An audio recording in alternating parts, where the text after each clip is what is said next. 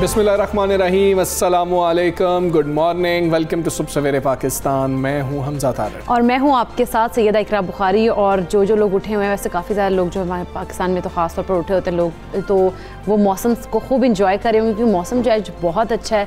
और जिस तरह मैं आ रही थी तब हमजा में देख रही थी, दरख्तों के जो पत्ते हैं वो इतने साफ़ सुथरे धुले धुलाए लग रहे थे, बहुत ही खूबसूरत लग रही थी। अच्छा, एक मैं रिसर्च भी पढ़ रही थी इसी से रिलेटेड ना, कि कुछ लोग होते हैं, नहीं साफ़ पत्तों से नहीं, दरख्तों से रिलेटेड क्योंकि बहुत सारे वालिदैन जो होते हैं और बड़े जो होते हैं वो बच्चों को दरख्तों के पास जाने से मना करते हैं। तो ऐसा नहीं करना चाहिए क्योंकि एक रिसर्च की गई है लंदन में। उन्होंने कहा कि जो बच्चों को, अगर आप लोग बचपन में जिस तरह बच्चे होते हैं दरख्तों पे खेलते हैं, उनके पास जाते हैं, तो उधर आप जाने दीजिए उनके पास, क्योंकि इस तरह जिस तरह दरख्तों की शाखें बड़ी होती हैं, इसी तरह जो बच्चा है उसके दिमाग में नशोनुमा भी करता है, इसी तरह उसकी जो दिमाग है ज़्यादा अच्छे तरीके से नशोनुमा करता है, बेहतरीन तरीके से उसकी शाख दर शाख जिस तरह दरख्त की नशोनुमा हो रही होती है, इसी तरह बच्चों की दिमागी जो नशोनुमा है वो भी उसमें ज़्यादा इजाफा होता है। मुनफरिद किस्म की एक ये तहकीक है, ये रिसर्च है, और इसमें बच्चे जो लिए गए तकरीबन 3,500 के करीब बच्चे मौजूद थे इसके अंदर, और उनकी जो एज ब्रैकेट भी ली गई वो 7 साल से ज़्यादा उम्र के 13 साल की उम्र तक के बच्चे जो हैं उनको लिया गया था,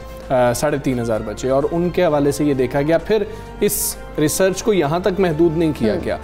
जो आम तौर पर बात की जाती है उन तमाम चीज़ों को उन्होंने अंदर लिया। वो क्या किया जी, ग्रीनरी की तरफ गए। उन्होंने बच्चों को कहा कि आप ग्रीनरी में रहें, और फिर उनको कहा कि जी कि आप जो है समुंदर को, पानी को देखें। तो ये तमाम चीज़ें कि इनको देखने से सुकून मिलता है, इस तरह की चीज़ें थी।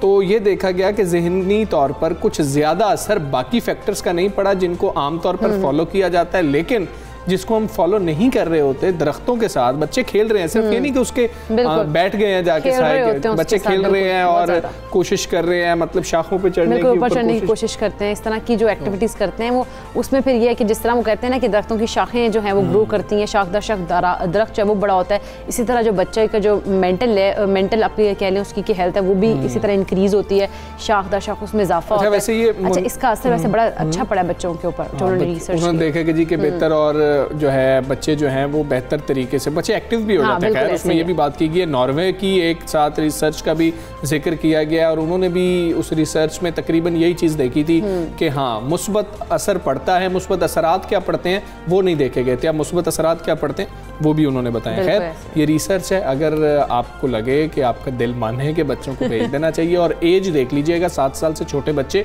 उन्होंने नहीं भेजे, उन्होंने उसके अंदर शामिल नहीं किए, वो जो सैंपल साइज़ है उसके अंदर ये एज शामिल नहीं थी। तो 7 साल से बड़ी उम्र के बच्चे थे। बाकी अगर आपका ज़हन माने तो जिस तरह से इकरा को आज दरख्त अच्छे लग रहे हैं तो आप बच्चों को वहाँ पर खेलने के लिए भेज सकते हैं। हम सबसे पहले कोरोना वायरस की बात करेंगे। सूरत हाल अब आप सब भी सुन रहे हैं, देख रहे हैं कि बहुत ज़्यादा ख़राब हो गई है, और कोरोना वायरस ने फिर से ज़ोर पकड़ लिया और केसेस में तेज़ी से अब इजाफा हो रहा है। अच्छा, मुस्लिम लीग नून की नायब सदर मरीम नवाज को भी कहा गया है कि आलमी वबा ने जकड़ लिया है, वो भी कोविड का शिकार हो गए और उन्होंने अपने आप को क्वारंटीना भी कर लिया है। उन्होंने अपना टेस्ट करवाया था जो कि पॉजिटिव आया, उसके बाद उन्होंने अपने आप को क्वारंटाइन कर लिया। उधर सिंध हुकूमत की अगर बात करें तो कोरोना की बिगड़ती सूरत हाल के पेश नज़र कराची में मुकम्मल लॉकडाउन पर गौर शुरू कर दिया गया। और हम मुख्तलिफ हल्कों की जानिब से देख रहे हैं कि ये मुतालबा भी किया जा रहा है कि जो मुकम्मल लॉकडाउन है वो लगाया जाए, और कराची में कोरोना के मुस्बत केसेस की शरह 30% से भी तजावुज़ कर चुकी है, और जुमे को सुबाई टास्क फोर्स इजलास में लॉकडाउन का हतमी फैसला कहा जा रहा है कि वो कर लिया जाएगा। और पीएमए ने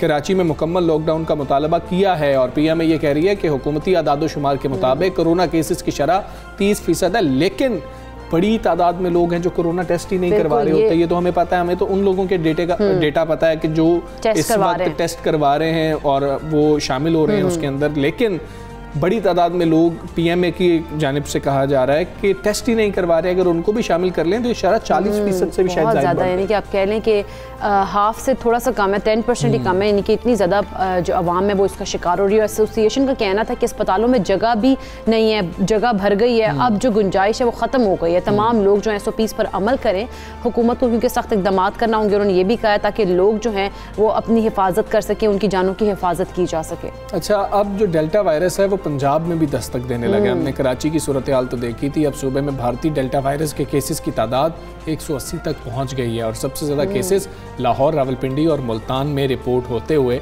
हमें नज़र आ रहे हैं। अच्छा, मुस्बत केसेस की शरह जब आपको बताई जाती है 30%, यानी कि जब आपको बताई जा रही है, इसका मतलब क्या होता है? यानी कि अगर 100 लोगों ने जाकर टेस्ट करवाया था तो उनमें से 30 लोगों को कोरोना वायरस निकला है, वो कोरोना वायरस में मुब्तला हुए हैं। ये मतलब इसका मतलब ये होता है कि इतने ज़्यादा। अब हम गुज़श्ता 24 घंटों की बात करें, NCOC ने जो डेटा जारी किया है, 76 कीमती जानें कोरोना वायरस की वजह से जो है हमसे जुदा हो गई हैं। 76 कीमती जाने हैं और 4,497 केसेस आए हैं, यानी कि तकरीबन 4500 साढ़े 4,000 केसेस आए हैं और मुस्बत केसेस की शरह 7.53%, यानी कि रोज़ बरोज़ बढ़ती ही जा रही है। मुस्बत केसेस की जो शरह है, सूरत हाल इस यहाँ तक पहुँच गई है कि इतने ज़्यादा केसेस सामने आ रहे हैं, लेकिन फिर भी हम देख रहे हैं कि एहतियात नहीं की जा रही है, SOPs का ख्याल नहीं रखा जा रहा, वैक्सीन नहीं लगवाई जा रही है, बिल्कुल मास्क भी नहीं इस्तेमाल किया जा रहा और वैक्सीन की तरफ तो लोग बहुत ही कम है, चूँकि उसकी रफ्तार जो बहुत वैसे असद उमर साहब ने कल डेटा शेयर किया कि बड़ी तादाद में जो वैक्सीनेशन ड्राइव जारी है, गवर्नमेंट की कोशिश तो है, लेकिन आप लोग खुदारा अब जो है ये जो आपके जहन में सवालात आ रहे हैं ना, उनको छोड़ दें। पूरी दुनिया ने खुद को एक वक्त आना है वैक्सीनेट करवाना, और अगर साल 2 साल बाद सारों ने वैक्सीनेट हो ही जाना है तो आप अभी करवा लें, आपके पास तो मुयस्सर भी है। बिल्कुल ऐसे ही है, इसी तरह से है हम कोविड से बच सकते हैं। इसी सारी सूरत पर हम बात कर लेते हैं। चीफ एग्जीक्यूटिव ऑफिसर अस्पताल डॉक्टर अब्दुल बारी साहब हमारे साथ मौजूद हैं। अस्सलाम वालेकुम, गुड मॉर्निंग डॉक्टर साहब। सिंध में कोरोना की सूरत हाल किस कदर खतरनाक हो चुकी है और आप क्या समझते हैं इसकी बहुत बड़ी वजह यह है कि वैक्सीनेशन की रफ्तार जो है वो काफ़ी सुस्त है, लोग वैक्सीनेशन की तरफ नहीं जा रहे हैं? बिस्मिल्लाहिर्रहमानिर्रहीम।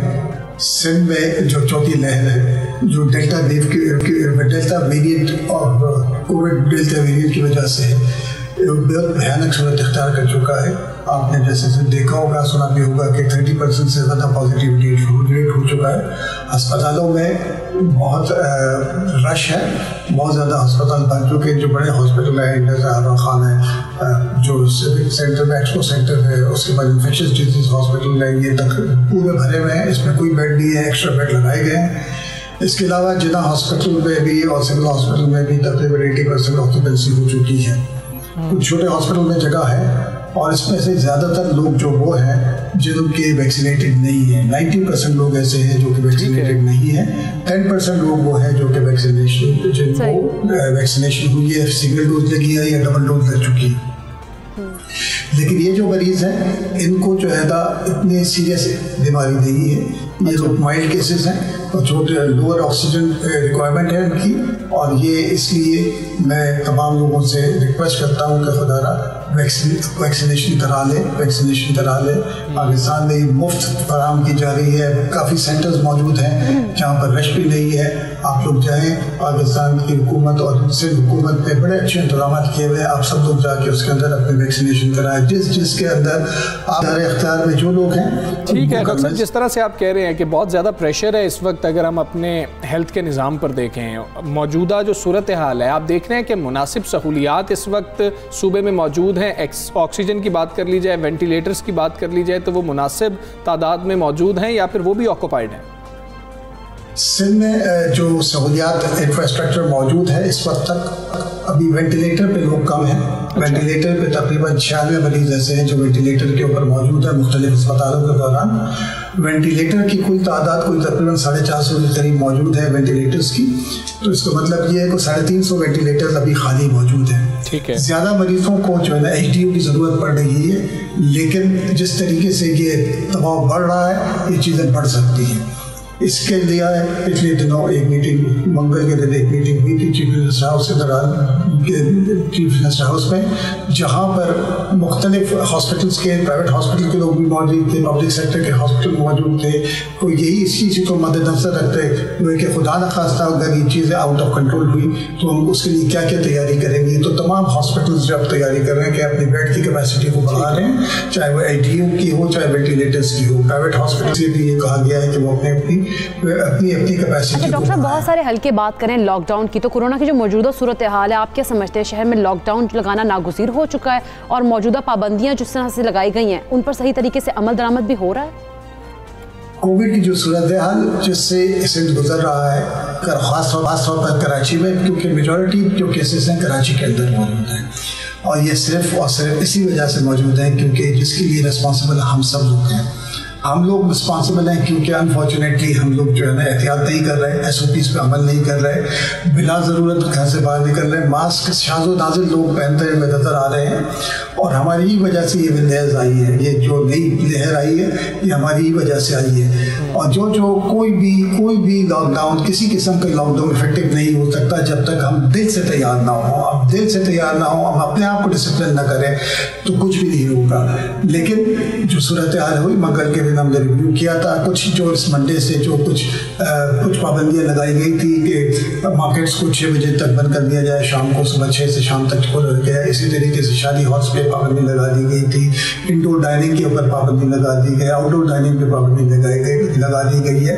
और मंगल के दिन ये फैसला हुआ था कि हम लोग जुमे के दिन फिर रिव्यू करेंगे और जो सूरत हाल लगी और केसेस इसी तरह बढ़ते रहें तो मुझे लगता है कि हुकूमत को कुछ सख्त फैसले करने होंगे और हो सकता है कि हमको कंप्लीट लॉकडाउन की तरफ जाना पड़े 15 दिन के लिए। लेकिन अगर हम लोग एहतियात करें, हम लोग अगर डिसिप्लिन का मुजाहरा करें, हम लोग जो है ना जिम्मेदारी का सबूत अदा करें अल्लाह इंशाल्लाह ये ठीक है। डॉक्टर साहब ये भी ज़रा बताइएगा कि अब हम लोगों को बात करता हुआ देखते हैं, वो लोग जो वैक्सीन के हक़ में नहीं है वो दूसरों को ये बात कर रहे होते हैं कि फ़लाँ शख्स ने भी वैक्सीन लगवाई थी लेकिन वैक्सीन लगवाने के बाद भी देखिए वो तो कोरोना वायरस में मुब्तला हो गया। ये मुख्तलिफ किस तरीके से हैं कि जिन लोगों को वैक्सीन लगी हुई है और जिन लोगों को वैक्सीन नहीं लगी हुई, ये दोनों केसेस किस तरह से मुख्तलिफ हैं? और मोर्टेलिटी रेट का भी बताइएगा। आप देख रहे हैं कि इस दफ़ा जो है कुछ उसमें बेहतरी है, वो रेट कम है, यानी कि वैक्सीनेशन के बाद कम अमवात हो रही हैं? इस वक्त जितना कोविड के मरीज जो दाखिल अस्पतालों में दाखिल हैं उसमें 90% लोग वो हैं जो कि वैक्सीन नहीं लगाई जिन्होंने, और सिर्फ 10% वो लोग हैं जो वैक्सीनेटेड हैं, या सिंगल डोज लगी है या डबल डोज लगी हुई है। और इनके अंदर जो है बीमारी जितनी शिद्दत की इख्तियार नहीं कर रही, ये लोग सिंपल 2 लीटर 4 लीटर ऑक्सीजन के ऊपर हैं और 1-2 दिन के अंदर ही वापस घर चले जाते हैं। इसलिए मेरी सबसे रिक्वेस्ट, और इसी तरह मॉर्टेलिटी जो है जो वैक्सीनेटेड लोगों में बहुत कम है, बिल्कुल ना होने के बराबर है, समझे कि ना होने के बराबर है। इसीलिए मैं आप सबसे इल्तिमास करता हूँ, आप लोगों से रिक्वेस्ट करता हूँ, हाथ जोड़ के आप लोगों से कहता हूँ कि खुदारा आप SOPs पे अमल करें, मास्क को पहने। अब हमको कोविड के साथ जीना सीखना होगा। ये जो मास्क है आपके लिबास का एक हिस्सा बन जाएगा, इसको बना के रखें, SOPs पे अमल करें, बिला ज़रूरत घर से बाहर ना निकले, गैदरिंग्स में ना जाएं, रश वाले इलाके में ना जाएं, सोशल डिस्टेंसिंग रखें, अपने हाथों को साफ रखें और इसी तरीके से वैक्सीन लगाएं। कोई भी वैक्सीन, जो वैक्सीन अवेलेबल है वो लगा लें, ये प्रोटेक्शन देती है, ये आपको प्रोटेक्ट करती है। इसके साथ अगर खुदा न खास्ता अगर आपको कोई इसके बावजूद भी अगर आपको कोरोना हुआ तो वो बहुत माइल्ड होगा, आपको हॉस्पिटलाइज की ज़रूरत नहीं पड़ेगी और खुदा न खास्ता आपकी मौत हुआ नहीं। डॉक्टर साहब बहुत शुक्रिया आपका। सबसे पाकिस्तान से आप बात कर रहे थे और जो सिंध की ख़ास तौर पर सूरत हाल है उस बारे में उन्होंने हमें बताया। सूरत हाल बहुत ही जो है हम कहें कि ख़राब हो चुकी है और वहाँ पर अब डॉक्टर साहब भी यही कह रहे हैं कि अगर मज़ीद अब एहतियात न की गई तो सख्त फैसलों के अलावा तो ऑप्शन ही बाकी नहीं रहता। अच्छा, हम देख रहे हैं कि डॉक्टर्स जो हैं वो रिक्वेस्ट कर रहे हैं आवाम से, उन्होंने कहा मैं हाथ जोड़ के लोगों से है जो अपील कर रहा हूँ कि मास्क लगाएं, वैक्सीनेट अपने आप को कराएं, यानी कि इस हद तक वो रिक्वेस्ट करें। लेकिन फिर भी हम देख रहे हैं कि लोग इतने सीरियस नहीं ले रहे इन चीज़ों को, वैक्सीन को खास तौर पर। मतलब कि कोई ना कोई अंदर से ऐसा जवाब निकाला जाता है, ऐसी जो है ना, मतलब कि अपनी तरफ से मैं ये बात कर रहा हूँ कि लॉजिक निकाल रहे होते हैं, उनको लग रहा होता है कि हम बड़ी लॉजिकल गुफ्तगू कर रहे हैं, वैक्सीन ना लगाने के ऊपर लोगों को तरगीब दे रहे होते हैं। जी देखें, वैक्सीन ना लगवाएं, उससे 2 साल के अंदर ज़िंदगी ख़त्म हो जाएगी। जी पहले आप लोग ये नहीं लगा, इसलिए नहीं जो है एहतियात कर रहे थे कि जो रात कब्र में है वो रात कब्र में है, और अब आप कह रहे हैं 2 साल में ज़िंदगी ख़त्म हो जाएगी। मतलब कि अजीब किस्म की गुफ्तगू कर रहे हैं। फिर लोगों को ये कहा जा रहा है कि देखिए फ़लाँ शख्स को वैक्सीन, जब वज़ीर आज़म साहब ने वैक्सीन लगवाई 2 रोज़ के बाद उनका कोरोना पॉजिटिव आ गया, तब तो एक मुहिम शुरू कर दी गई। अरे भाई, आप पूरा उसको पढ़ तो लेंगे, आपको कितनी देर लगती है कि उसके अंदर आपने दोनों डोजेज लगवानी है, आपने इतनी कुव्वत मुदाफ़ा पैदा हो सकती है उसके खिलाफ। माहिरीन ये बात कर रहे हैं कि जिस शख्स ने वैक्सीन लगवाई है उसके ऊपर बहुत मामूली असर होता है। बहुत मामूली, एग्जैक्टली। अब जिस तरह से डेथ रेट हम देख रहे हैं कितना ज़्यादा बढ़ रहा है, वो उन लोगों की डेथ्स हो रही है। ये भी कहा जा रहा है रिपोर्ट्स में कि उन लोगों की सिर्फ डेथ्स हो रही है जो कि वैक्सीनेटेड नहीं थे। इसका मतलब ये हुआ कि वैक्सीन लगाने से जो डेथ रेट है वो कम हो जाता है। तो आप लोगों को अपनी जानों की हिफाजत खुद करें और अपने आप को वैक्सीनेट कराएं, जो कि बहुत ज़्यादा ज़रूरी है। ठीक है। अच्छा, हम एहतियात खुद नहीं करते हैं, फिर जब गवर्नमेंट की जानिब से सख्ती की जाती है तो सारा मलबा किसी भी गवर्नमेंट की जानिब, मतलब वफाक की बात कर लें या हम सूबों की बात कर लें, फिर वो गवर्नमेंट पे मलबा डाल दिया जाता है कि जी कि देखें गवर्नमेंट तो है ही हमारी दुश्मन, गवर्नमेंट तो चाहती है सारा कुछ बंद हो जाए। कोई गवर्नमेंट क्यों चाहेगी कि सारा कुछ बंद हो जाए? ये भी पता नहीं किस किस्म की बात करें। खुदारा वैक्सीन लगवाएं और एहतियात बहुत ज़्यादा बरतें। हम आगे बढ़ते हैं, बात करेंगे पाकिस्तान में हम देख रहे हैं और ख़वातीन में जिनसी तशद्दुद और उन्हें हिरासत किए जाने के वाक़यात बढ़ते चले जा रहे हैं। उनकी रोकथाम के लिए हुकूमत ने मुतअद्दिद इक़दाम किए हैं और हमने बिल भी मुख्तलिफ देखे, लेकिन बदकिस्मती से ये संगीन होता हुआ मसला जहाँ मुल्क के लिए बदनामी का बायस बन रहा है, वहीं मुआशरे में भी एक बदनुमा रिवायत को जन्म दे रहा है। हम बहुत ज़्यादा परेशानी में, बिल्कुल ऐसे बहुत परेशानी में। और अगर हम बात कर लेते हैं नूर मुकद्दम केस की ही बात कर लें कि वो जिस तरह से उनका जो केस है पूरी कौम को एक बार फिर उसने हिला कर रख दिया है। और ये कोई पहला वाक़या नहीं है, ये बेरहम वाक़यात जो हैं उनका एक तसलसल है जो कि हमारी ज़मीरों को मुसलसल झंझोड़ रहा है। और बहुत सारे इस तरह के इंसिडेंट हमने देखे हैं, ना सिर्फ ये बल्कि हमने बच्चों के इतने इंसिडेंट्स देखे हैं, हमारे सामने इतने इस तरह के केसेस आए हैं। लेकिन चंद रोज़ कबल रावलपिंडी में जिस तरह से हम देखते हैं कि सफाक मुलजिम खातून से मुबैना ज़्यादती के बाद उसे और 14 माह के एक बच्चे को तेज़ धार आले से कत्ल कर देता है, वो भी बहुत ही आप कहने के मोटरवे का ज़ख्म अभी तक देख लें कि वो भी हमारे दिलों में उसी तरह से ताज़ा है। ख़वातीन के साथ ज़्यादती और तशद्दुद के वाक़यात एक बड़े अलमिए का रूप धारते जा रहे हैं और हम हर बार किसी भी नाखुशगवार सानहे के बाद सोशल मीडिया पर ट्रेंड चलता है, उस पर बातचीत होती है, चंद ट्वीट्स होती हैं या फेसबुक के ऊपर आप पोस्ट कर रहे होते हैं और फिर ये हमारा फ़र्ज़ पूरा हो जाता है। हम कहते हैं हमारा फ़र्ज़ है पूरा और चले उससे फ़र्क पड़ता है, ऐसा नहीं है कि मीडिया कैंपेन से सोशल मीडिया कि पे ट्रेंड से फ़र्क नहीं पड़ता, लेकिन उसके बाद क्या होता है, उसके बाद अगले साने का इंतज़ार होता है और फिर अगले साने के वक्त भी यही चीज़ करने की कोशिश की जा रही होती है। लेकिन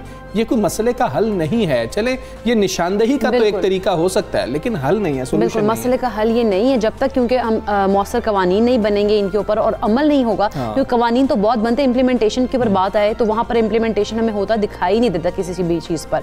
जब तक ये अमल नहीं होगा, हवा की बेटी जो है इन हादसात का शिकार होती रहेगी। तो ये बहुत ज़रूरी है कवानीन हो और उनकी इम्प्लीमेंटेशन भी हो। अच्छा, अब आप ख़ास तौर पर ख़वातीन की अगर पोस्ट देखें, ट्वीट्स देखें जो इस सारे वाक़े के दौरान हो रही हैं, तो वो इतनी ज़्यादा मतलब कि खौफनाक किस्म की हैं कि उनको किस तरह के डर हैं, उनके खौफ किस तरह के हैं, वो इनसिक्योर फील कर रही हैं। मतलब कि वो आप समझते, मतलब एक पोस्ट थी वो ये इस तरह से ट्वीट हुई कि मेरे और मेरी मौत के दरमियान सिर्फ एक शख्स की दूरी हो सकती है। ये तो कोई भी हो सकता है ना, ये मतलब आज ये है, लेकिन कवानीन बनाया हमने, बिल पास कर लिए, बिल बना दिए, पेश हो गए, फलां हो गया, अमल दरामद की तरह है। जब तक इम्प्लीमेंटेशन नहीं होगी तो कानून का तो कोई फ़ायदा नहीं, कानून का कोई फ़ायदा ही नहीं है। और इस तरह के केसेस जिस तरह से हम देख रहे हैं कि तादाद बढ़ती जा रही है और बारहा इसके ऊपर बातचीत भी होती है, लेकिन फिर भी हम देखते हैं कि इनको कोई कंट्रोल नहीं हो रहा इन चीज़ों के ऊपर ना। एक होता है कि कंट्रोल हो जाए इन चीज़ों के ऊपर, कोई क्योंकि गवर्नमेंट की तरफ से एक्शन भी लिया जाता है काफ़ी ज़्यादा, लेकिन फिर भी सूरत हाल ये है कि हमें हर दिन एक नया केस सामने आता है, हर एक दिन एक ऐसा सानहा आता है जो कि हम लोगों को हमारे दिमागों पर एक जो है ना नकूश छोड़ देता है।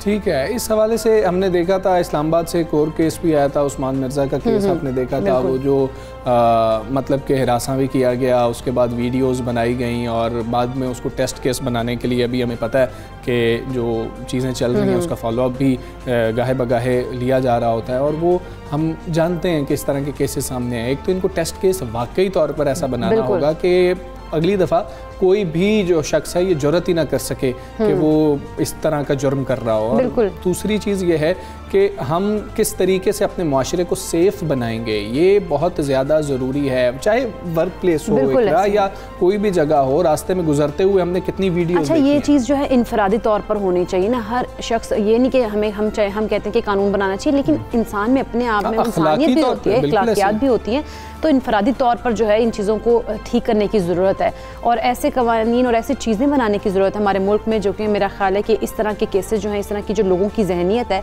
वो वो चेंज हो सके। अच्छा, अब ये सारी चीज़ें हैं और इस हवाले से हम तो यही बात कर रहे हैं कि कवानीन मौजूद हों, उनकी इम्प्लीमेंटेशन इतनी बेहतर हो। अब कई लोग ऐसे हैं कि जो रिपोर्ट ही नहीं करना चाह रहे होते और वो इतने मुख्तलिफ प्रोसीजर की वजह से रिपोर्ट नहीं करना चाह रहे होते। कुछ लोग ऐसे हैं कि जो रिपोर्ट इसलिए नहीं कर रहे होते कि पता नहीं कितनी बदनामी होगी। ये सारी वो चीज़ें हैं, लेकिन अगर कानून की अमलदारी होगी तो शायद ये वाले जो दिमाग में खदशात हैं, ये सवालात आ जाते हैं, वो नहीं होंगे। कानून की अमलदारी ना होने की वजह से ये सारी जो चीज़ें हैं वो हो रही होती हैं कि होगा तो कुछ भी नहीं एंड पे, तो हमें कोई इससे फ़ायदा नहीं होगा, उल्टा नुकसान ही होगा। खैर, इस पर हम मज़ीद बात भी करेंगे। अभी हम एक ब्रेक लेंगे, ब्रेक के बाद वापस आते हैं।